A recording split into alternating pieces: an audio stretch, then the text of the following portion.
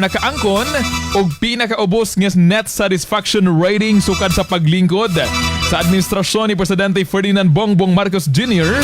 Sumala kini sa resulta sa March 2026 nga survey sa social weather stations kun SWS. Gani gipakita sa survey nga 32% sa mga adult nga Pilipino ang kontento sa performance sa administrasyon. Samtang 46% ang wala nalipay ug 21% ang wala pa makadesisyon ug larong baruganan. Tungod ini natala ang net satisfaction rating nga negative 13 isip poor or ubos nga level sa pagsalig sa publiko.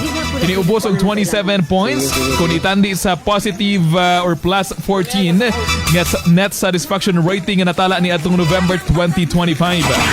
Matod pa sa SWS nga mao kini ang pinakaubos nga net satisfaction rating nga naangkon sa administrasyon ni Marcos sukad kini milingkod sa pwesto. Kini usab ang pinakaubos nga net satisfaction score nga natala sa usa ka administrasyon sa Pilipinas sulod sa miagi nga 16 ka tuig.